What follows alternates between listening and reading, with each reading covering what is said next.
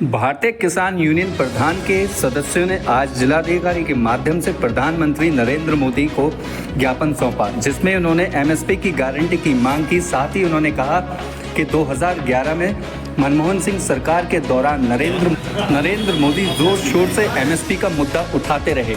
अब जब वो पिछली 3 बार से लगातार केंद्र की सरकार में हैं, तो किसानों की मांग को पूरा करके जल्द ही एमएसपी लागू की जाए। देखिए क्या कहा किसान यूनियन प्रधान के उत्तराखंड प्रदेश अध्यक्ष रवि पवार ने।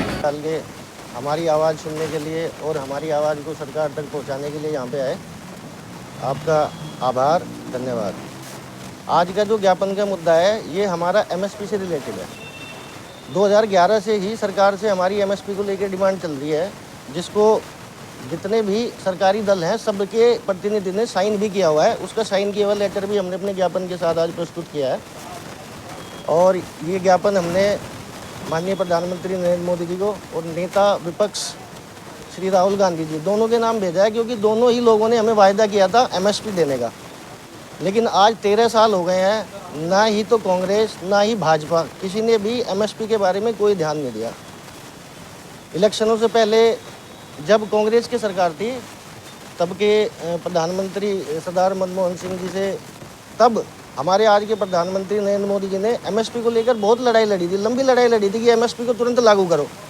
पर जैसे ही 2014 में बीजेपी की सरकार आई, उसके बाद में एमएसपी की तरफ से मुंह घुमा के खड़ी हो गई पूरी की पूरी सरकार। कोई सुनवाई नहीं है, कुछ नहीं किया। इस बार भी 2024 से पहले राहुल गांधी जी ने वायदा किया कि भाई हमारी सरकार आई तो हम एमएसपी देंगे, लेकिन वहाँ भी रिजल्ट 0 है। भाई ठीक है, मैं मानता हूँ कि वो केंद्र में नहीं आए, लेकिन 8 से 9 प्रांतों में उनकी सरकार है, वहाँ तो कम से कम वो हमारी एमएसपी को लागू करें, अपना वायदा निभाए, लेकिन नहीं निभा रहे हैं। किसानों का सरकार सिर्फ शोषण कर रही है। 78 साल आज़ादी को हो गए हैं, मैं नहीं समझता किसान आज भी आज़ाद है। किसान को आज भी अपनी मूलभूत सुविधाओं के लिए संघर्ष करना पड़ता है। ना लोन आसानी से मिलता है उन्हें, ना सब्सिडी आसानी से मिलती है, कुछ भी आसानी से नहीं मिलता। कोई भी उद्योग धंधे आप उठाओ, उनको अपनी एमआरपी का राइट्स है, वो कुछ भी प्रोडक्ट बनाएंगे एमआरपी जरूर रखेंगे, लेकिन किसान को तो अपनी फसल के दाम का अधिकार दे ही नहीं रखा है सरकार ने। सरकार अपने आप तय करती है और मंडियों में लाइन लग जाती है। फिर अगर ये मांग पूरी नहीं होगी तो हम तो पूरे देश में आंदोलन करेंगे, जन जागरण करेंगे, आंदोलन करेंगे, सड़कों पर बैठ के प्रदर्शन करेंगे।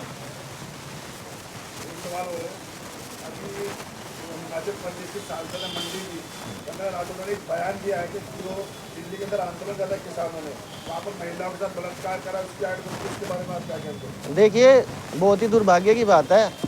हमारे पहाड़ी क्षेत्र से सांसद है, अगर वो भी हमारी पीड़ा नहीं समझेगी तो और हमारी पीड़ा कौन समझेगा?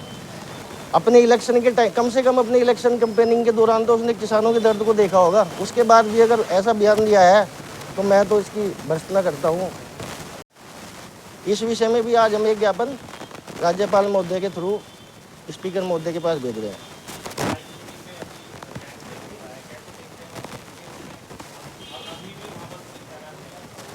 देखिए, अलग अलग घटनाओं में पुलिस का रवैया भी अलग अलग होता है।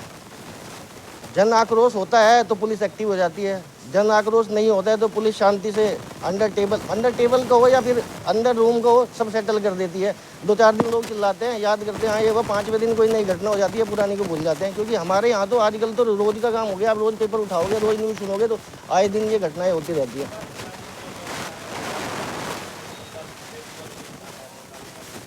कड़ी से